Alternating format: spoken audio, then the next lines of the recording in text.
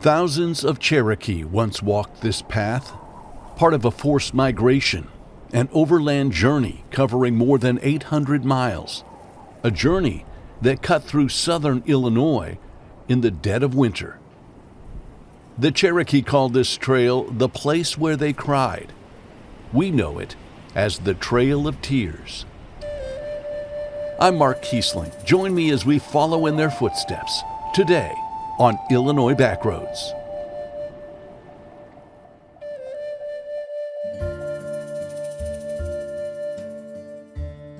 Our journey actually begins on the Kentucky side of the Ohio River, at a place called Mantle Rock, about 3 miles east of Golconda, Illinois. Mantle Rock is the largest freestanding arch east of the Mississippi. During the winter of 1838 and 39, this rock outcropping served as a shelter for many Cherokee who were stuck here waiting for the Ohio River to thaw and become passable. Several groups of Cherokee spent days or weeks here or in camps nearby, waiting and shivering in the December cold. But this was just the latest challenge on a journey that started hundreds of miles southeast of here. In the summer of 1838, federal agents operating under the Indian Removal Act rounded up the nearly 16,000 Cherokee living in and around Georgia, driving them off their land and into detention camps in Tennessee and Alabama. Initially, prior to removal, they were put into internment camps, and so that was during the summer period, which was a really long, dry, hot summer. They were, had inadequate food, inadequate supplies, and then of course they went from being kind of already in a bad situation and malnourished with lack of supplies into traveling. They spent 4 months suffering in these camps. The forced marches that eventually passed through Illinois began in October of 1838. It was December of that year before most of the detachments made it to the Ohio River and this place, Mantle Rock. There is some debate, however, as to how many Cherokee actually used this site for shelter. Nearly a dozen detachments passed through this area. Each included between 700 and 1,500 Cherokee. Some likely sought protection from the weather under this natural shelter or near the bluffs around it, where streams provided natural water sources. Most stayed in temporary camps that stretched for miles along a road just north of Mantle Rock. It led to a ferry owned by John Berry, which carried travelers across the Ohio to Golconda. A detachment led by Major Richard Taylor was one of those camped here, waiting for ice floes on the Ohio River to thaw enough to allow passage. The contingent had already traveled more than 400 miles to reach this point, a trip that took about 6 weeks. Every contingent of Cherokees had a minister with them. Sometimes those ministers were Cherokee themselves, like the Reverend Bushyhead, and sometimes they were not. They were just Baptist missionaries that were committed to the Cherokee on their journey west. Mary McCorvey is a former Heritage Program Manager for the Shawnee National Forest. So those people and others kept a journal of their travels across southern Illinois, and thank goodness we have that because it adds so much more insight into the daily lives, the suffering. The Taylor detachment included the Reverend Daniel Buttrick. He was raised in the Northeast, but joined the Cherokee Nation as a missionary around the age of 30. He kept a detailed journal of their travels, including crossing the Ohio River into Illinois. Saturday, December 15th.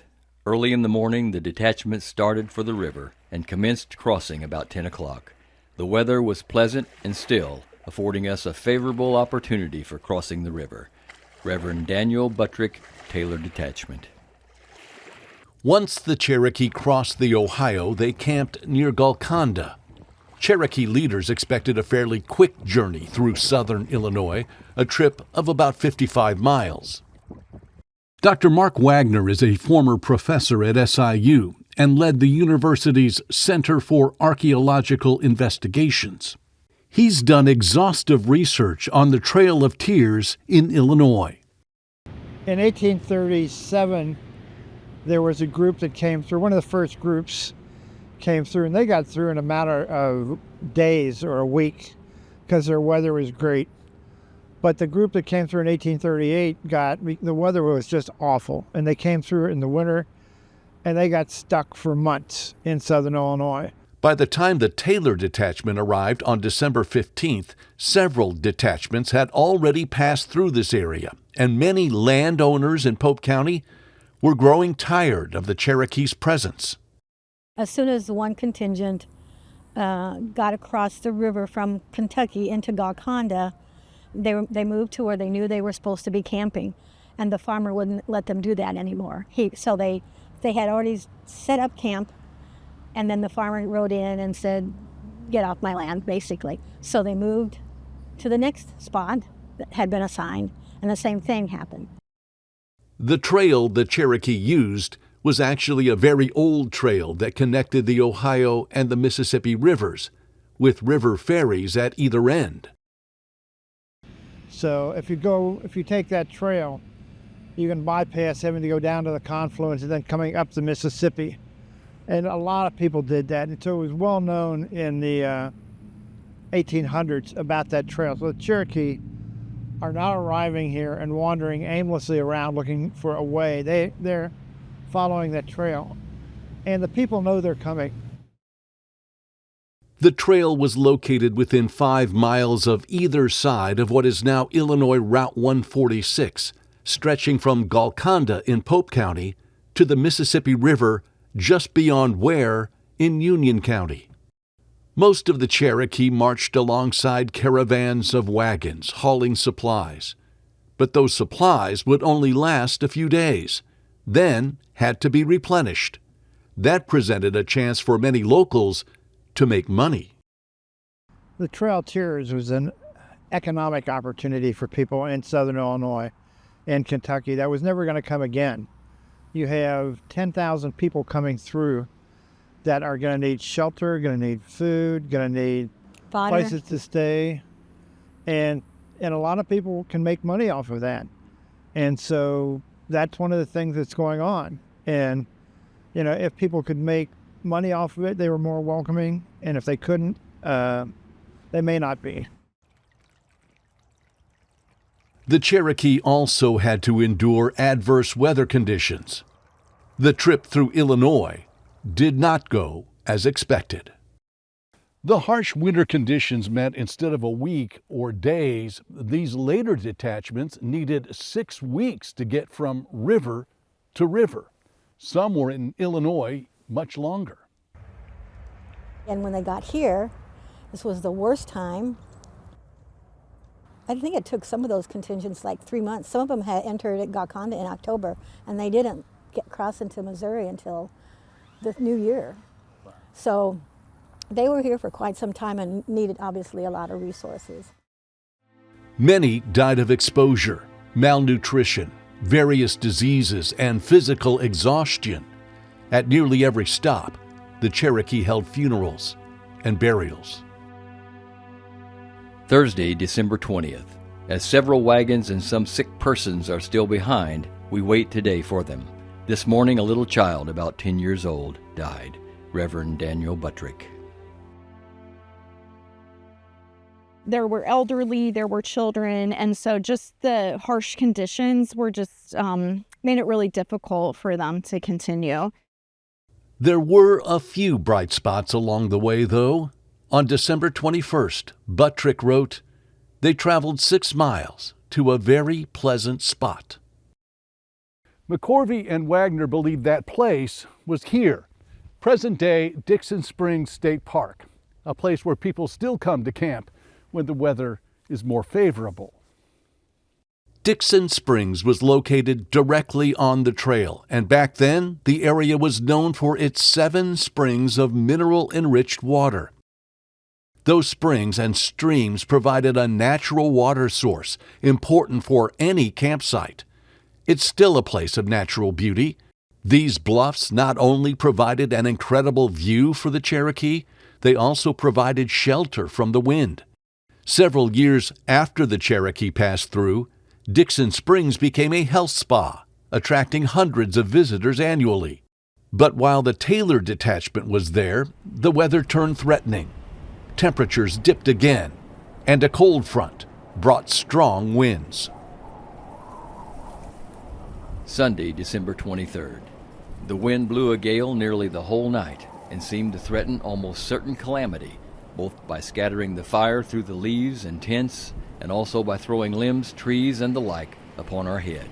Reverend Daniel Buttrick.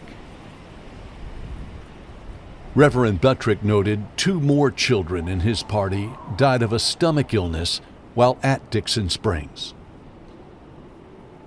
By Christmas, the Taylor detachment had made it to a camp near Dutchman's Creek, a couple miles west of Vienna in Johnson County. But by this time, the Reverend Buttrick was not impressed by the Illinoisans he had met along the way. Tuesday, December 25th. Thus far, the citizens of Illinois appear more and more pitiable. They seem not only low in all their manners, but ignorant, poor, and ill-humored. Reverend Daniel Buttrick. By December 29th, detachments were spread from Mantle Rock to the banks of the Mississippi, deadlocked, waiting on both rivers to thaw enough to cross. The Taylor detachment was stuck 25 miles from the Mississippi. Saturday, December 29th. It is distressing to reflect on the situation of the Cherokee Nation. 1 detachment is stopped at the Ohio River, 2 at the Mississippi, 1 4 miles this side, 1 16 miles this side, 1 18 miles, and 1 3 miles behind us. In all, these detachments comprise of about 8,000 souls. There is sickness in almost every tent, and yet all are homeless in a strange land, and in a cold region, exposed to weather almost unknown in their native country, but they are prisoners. Reverend Daniel Buttrick. I'm out here today on a day when the temperature's hovering around freezing with this insulated coat and gloves on, and I'm still cold. Imagine what the Cherokee were going through without adequate shelter or adequate clothing. One of the groups stuck on the Mississippi floodplain was the Daniel Detachment. Martin Davis was traveling with that group. There is the coldest weather in Illinois I ever experienced. The streams are all frozen over, something like 8 or 12 inches thick. We are compelled to cut through the ice to get water for ourselves and animals. It snows here every 2 or 3 days. Martin Davis, Daniel Detachment. Like the Taylor Detachment, the Daniel group spent 3 weeks waiting on ice floes on the Mississippi to thaw enough to allow passage. They got trapped in all these camps along in Illinois, and people started getting sick and dying, and they couldn't get out of them. They couldn't. There were people jammed up at about a dozen different camps, and the whole thing, the bottleneck was trying to get across the Mississippi River. Thursday, January 3rd. Confined mostly to our tent by ill health. Rode a short distance to purchase a few articles of food. Found a delightful family. Will the Lord remember them in mercy. Reverend Daniel Buttrick. The detachments often found supplies at local taverns along the route. These establishments should not be confused with our modern-day bars or saloons. The tavern is really a modern-day hotel, or if you think of it as a truck stop. And they would arrange for the local farmers to bring in all their produce, and the taverns would have campgrounds with them. They'd have springs for water, so they'd have pasture for the animals. And because there were so many people coming, they couldn't stay inside. They had to camp outside. And so there are about a half dozen of these campgrounds strung along there where they knew that they could come in and get food. And, it was already set up and supposedly waiting for them. One of those taverns was located in Johnson County near Buncombe. The Bridges family built the tavern and wayside store in the early 1830s. The tavern burned to the ground in 1940, but the small store remains, sheltered inside this old barn which was built around it. This site is on private property, but the owners gave us permission to give you a look inside. The old store was a 20 by 20 foot one-room structure built of hand-hewn logs, held together by interlocking half-dovetail joints. It's considered a witness structure because it witnessed the Trail of Tears event. We do know for certain that this structure was existing as a store prior to 1838. We also know that the highway that we have that runs right here next to us was the Golconda to Cape Girardeau Trace. So that is the route that they would have used. So as well as, other evidence such as the presence of springs here in the area, which would have been necessary for large numbers of people to camp. So all evidence points to the fact that they very likely stopped here and purchased supplies from the Bridges family. The property's owner, Lisa Thompson, hopes the site will be used to teach future generations about the Cherokee's difficult journey. They've been taught conflicting things before, but now we actually have evidence. We have proof. There's been archaeological digs and things to show this is the journey. They were here. Right. They were here. Yeah. So what does it make you feel like knowing that they were here on this land, that if they didn't stop by the wayside store, they probably camped really close by? Oh, yeah. I feel good about it. I really do feel that there's good on this earth here. There's been good people that have been here. Lisa led us to a spring on her property that dates back to the time the Cherokee were here. It no doubt provided drinking water for those who camped on or near the property. My roots trace back to people that were here. I mean, because obviously I am ancestor to a survivor. And so the people that crossed here, many didn't get further. And so it's very special because I feel like the land was, blessed while they were here. So, I feel good about it. I feel good. The Illinois Trail of Tears Association is working to restore the wayside store. The group hopes to remove the old barn wood, then build a permanent structure to cover the original log building. Over the decades, time has taken its toll, so we'll probably have to do a little bit of preservation work, potentially restoring a few of the logs that make up the structure, as well as at some point throughout history, the top portion of the structure has been removed. So eventually we would like to rebuild that part so that the public and people driving by can get a sense of what the original structure looked like in 1838 when the Cherokee were here. As they traveled into Union County, the Taylor Detachment spent one night at this site, the present home of Campground Cumberland Presbyterian Church. When the Cherokee came through, it was an area similar to Dixon Springs, with several springs to provide fresh water. The land was owned by George Heilman, who was receptive to the Cherokee camping there. It was a known campground. They knew to camp there because there always has to be a spring there for fresh water for them. So Campground Church has like 5 or 7 springs in the immediate vicinity. So that's a no-brainer for them to be able to use that.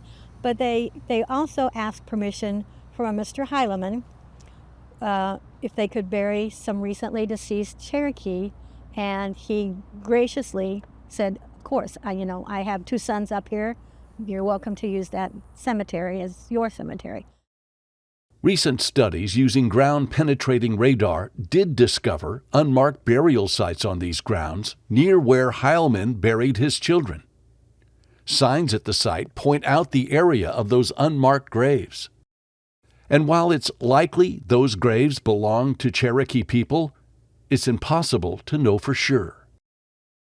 That's one of the things that our Trail Association Board is investigating with the help of SIU, Department of Anthropology and the Center for Archaeological Investigations, is documenting some of these known graves that we know from journals that were kept on the trail.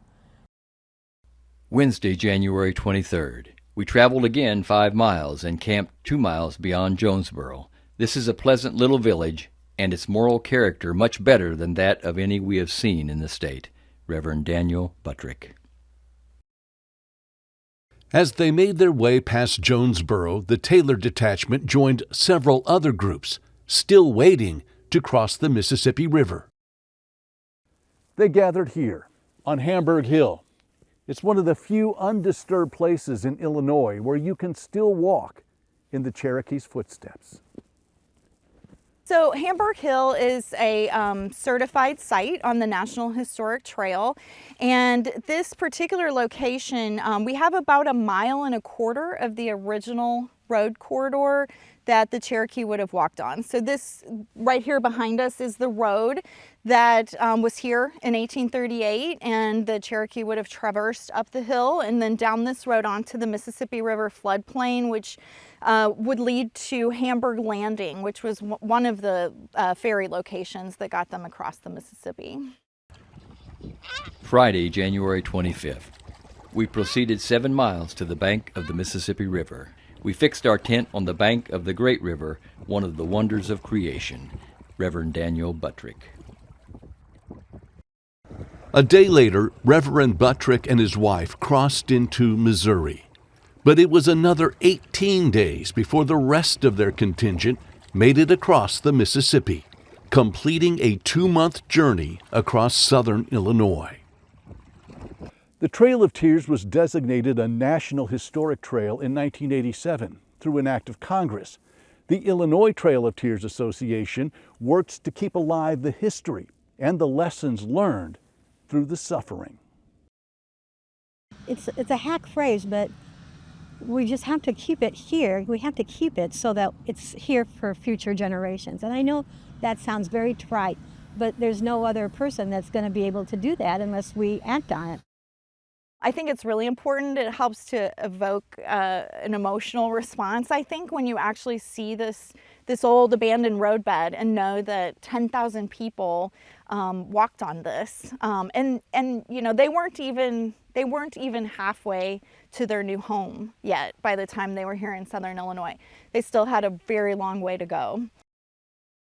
The city of Jonesboro is a designated stop on the Trail of Tears. In November of 2025, city officials and members of the Illinois Trail of Tears Association held a ceremony to commemorate a new sign adjacent to City Hall. It's a partnership with the Looking for Lincoln organization. This is significant because it's the result of a combination of 2.5 years of work with the Cherokee Nation, National Park Service, City of Jonesboro, and the Trail of Tears Association to accomplish it. This plaque signifies that it's a partnership agreement that certifies Jonesboro as a historic site.